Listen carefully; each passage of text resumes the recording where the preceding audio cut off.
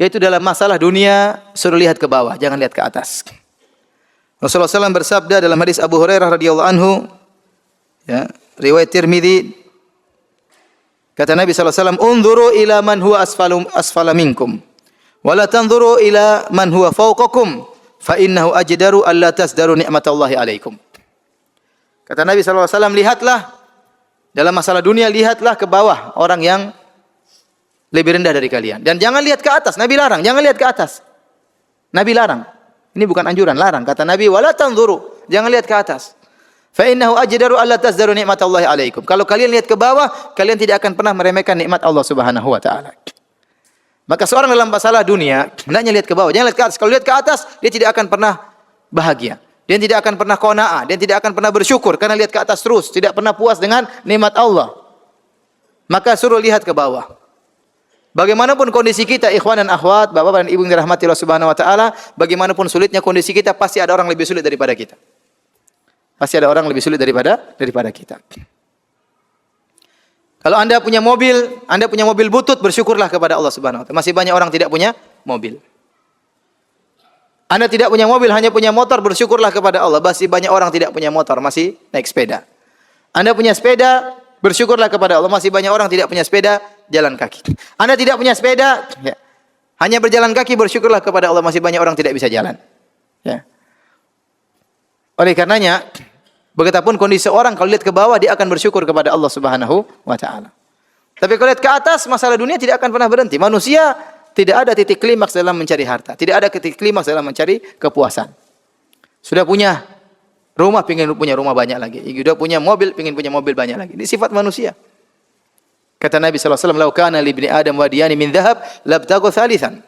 Wa ma yamla'u jawfahu ila turab." Seandainya anak Adam memiliki 2 lembah emas, dia akan mencari lembah yang ketiga. Dan dia tidak akan berhenti kecuali setelah mulutnya dipenuhi dengan pasir. Udah mati baru selesai. Selama dia masih hidup, dia tamak. Dan kita mendapati beberapa orang sudah tua. Harusnya orang ini istirahat beribadah kepada Allah. Sudah kaya, seandainya dia tua miskin, ya mungkin kita tanggung jawab sebagai kepala rumah tangga. Ini udah tua, udah punya kekayaan, masih saja sibuk urusan dunia, tidak berhenti-berhenti. Menyedihkan. Kapan dia sisihkan waktu untuk beribadah kepada Allah Subhanahu wa taala? Tidak akan ada kepuasan, tamak terus. Kata Allah Subhanahu wa taala, "Alhaakumut takatsur." Kata Allah, "Alhaakumut takatsur hatta zurtumul maqabir." Kalian telah dibuat lalai oleh at-takatsur. Apa itu at-takatsur yang membuat manusia lalai? At-takatsur artinya berlomba-lomba untuk saling banyak-banyakan. Ini membuat kita lalai. Seorang sudah punya rumah, pingin punya rumah besar. Kalau memang dia pingin punya rumah lebih besar karena ada keperluan, anaknya tambah banyak, istrinya tambah banyak, ya nggak jadi masalah. Ini anaknya 2, istrinya cuma 1, terus mau rumah besar-besar, ngapain? Karena untuk membangun rumah ini benar-benar melalaikan. Antum kira bangun rumah enggak lalai? Melalaikan. Pertama cari tanah dulu, putar-putar sana sini, belum tentu dapat. Kemudian tawar-menawar tanah, kemudian macam timbun, kemudian bangun, ditongkrongi, ngurusi tukang dan macam-macamnya. Belum rubah-rubah ini, rubah anu, belum pilih ini, beli anu. Akan orang bangun rumah terkadang setahun 2 tahun. Kalau ternyata hanya sekedar untuk perbanyak-banyakan, tidak ada maslahat yang mengharuskan dia punya rumah besar, hanya habisin waktu. Ini benar, kapan baca Quran, kapan mau ikut pengajian, kapan mau macam-macam, susah. Jadi yang buat orang banyak lalai bukan masalah tidak cukup. Kalau orang tidak cukup kemudian karena miskin dia berusaha, kita bilang kita kasih uzur. Dia udah kerja, ternyata gajinya tidak mencukupi untuk menafkahi anak istrinya. Dia kerja part time. Banyak orang seperti ini. Ini kita mungkin kasih uzur. Bagaimana lagi? Daripada dia ngemis, mending dia kerja lagi. Yang mungkin tidak meninggalkan sholat 5 waktu. Yang kita bicarakan bukan orang yang kekurangan, tapi sudah cukup, tapi nggak puas. Dan banyak yang model seperti ini. Udah punya mobil, udah cukupi, pingin yang lebih. Nah, ini ganti dah, ini kepingin ini tahun sudah 5 tahun, ganti yang lebih baru lagi, ganti lebih baru lagi. Ngapain? Mobil sampai banyak, sampai 4, sampai 5 ya. Dipajang depan rumah, ya, ngapain? Masya Allah, datang ke rumah dia ada mobil ini, mobil ini, mobil ini, mobil ini. Buat apa? Yang dia pakai cuma apa? 1. Enggak mungkin dia pakai langsung 4-4-nya kan. Ya akhi, ini semua dihisab nanti oleh Allah Subhanahu wa taala. Ini semua akan ditanya oleh Allah Subhanahu wa taala. Kalau Anda bisa jawab silakan, punya mobil 100 juga enggak jadi masalah. Ya Allah, saya punya mobil 100, kenapa? Karena saya jadikan taksi semua. Ya enggak apa-apa. Banyak orang kerja, banyak orang mesti kalau buat mejeng, buat gaya ngapain? Jadi yang buat orang banyak binasa, terlalaikan bukan karena kekurangan tapi karena berlomba-lomba, tidak ada kepuasan. Kata Allah, hatta zurtumul maqabir, sampai kalian masuk kuburan baru selesai. Sudah tidak lagi lomba-lomba. Oleh karena dalam masalah dunia, jangan lihat ke atas. Kalau Anda lihat ke atas, Anda tidak akan pernah bahagia. Tidak pernah akan bahagia. Kapan Anda mencapai rasa qanaah, Anda akan bahagia. Oleh karenanya qanaah itu temannya syukur itu kebahagiaan temannya qanaah. Kapan Anda bersyukur, kapan Anda qanaah, Anda akan bersyukur. Kapan Anda bersyukur, Anda akan bahagia. Kapan Anda tidak qanaah, Anda tidak akan bersyukur. Kapan Anda tidak bersyukur, Anda tidak akan pernah bahagia. Saya sering sampaikan, bisa jadi seorang supir lebih bahagia daripada majikannya. Saya ketemu dengan seorang supir murah senyum-senyum, ya, ramah, tidak ada wajah sumpek, senang-senang saja. Oh ya Ustaz, ya Ustaz. Saya tanya, Pak, kok senyum-senyum terus? Ya, kita akan bersyukur Ustaz. Kita terima apa adanya Ustaz. Kalau kita bersyukur enak hidup ini Ustaz. Ini nyeramahi Ustaz, kurang ajar kan. Majikannya belum tentu. Mungkin naik mobil lebih mewah, mungkin banyak pikiran macam-macam, belum tentu. Ya. Makanya kebahagiaan itu bukan hanya dimiliki orang kaya. Yang penting Anda qanaah, Anda akan bersyukur. Kalau Anda bersyukur, Anda pasti bahagia. Anda pasti bahagia. Ya. Kata Imam Syafi'i rahimahullah, "Idza ma kunta dza qalbin qanu'in fa anta wa malikud dunya sawa'u." Kalau kau sudah memiliki hati yang qanaah, kau dan raja sebenarnya sama saja. Kapan seorang bersyukur? Coba kalau Anda punya istri suka bersyukur, senyum-senyum terus sama Anda.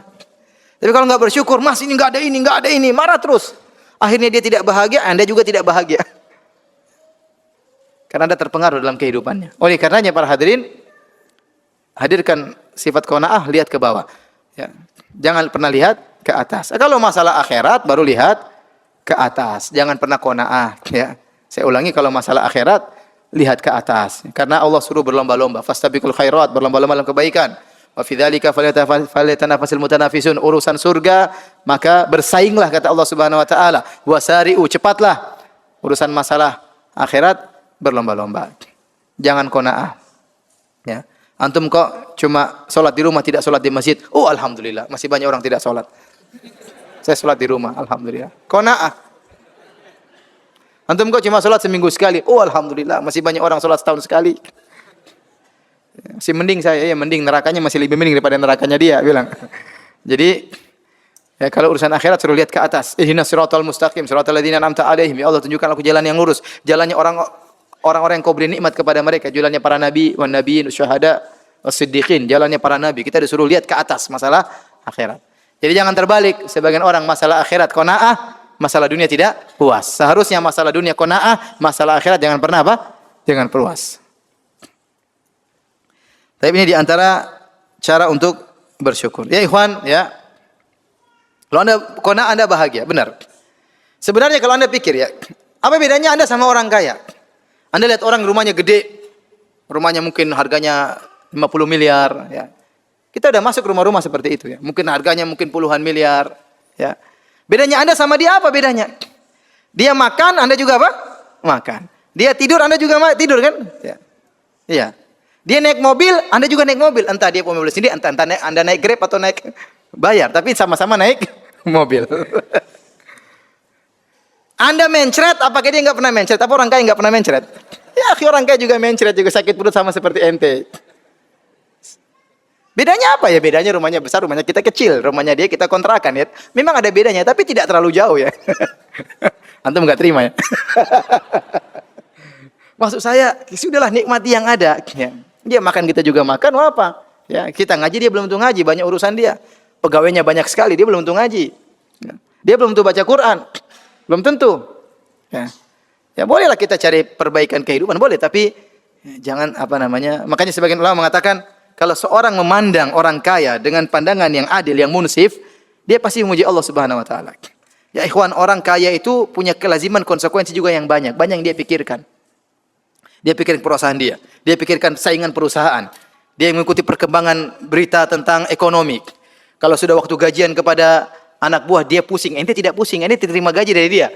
Yang pusing juga dia, gimana anak buah saya, pegawai saya harus digaji. Macam-macam dia pikirkan. Belum dia pikirkan uangnya simpan di mana. Pikirkan lagi ternyata teman bisnisnya bisa jadi berkhianat. Banyak yang dia pikirkan. Ente habis setelah pengajian tidur selesai. Tidak terlalu banyak dipikirkan. Maksud saya kalau ente lihat dari sisi ini, ente dapat bahagia, dapat kebahagiaan. Ya, Betapa banyak orang kaya tidak bisa tidur. Sebelum tidur mikir pusing banyak. Ente tidur, istri sudah tidur selesai. Bangun-bangun sudah pagi, alhamdulillah. Kerja lagi, ya. Alhamdulillah, ya. Betapa banyak orang yang hidupnya santai tapi tidak bisa tidur. Ente yang kerja keras mungkin macul, mungkin apa, capek tidur meskipun di atas sawah. Nikmat atau tidak? Dia belum tentu bisa tidur. Oleh karenanya jika seorang mandang dengan pandangan yang adil, ya, saya tidak suruh antum menjadi orang miskin, ya, enggak, ya. Maksud saya, terimalah, bersyukurlah dengan apa yang Allah berikan, yakinlah apa yang Allah takdirkan itu yang terbaik bagi antum.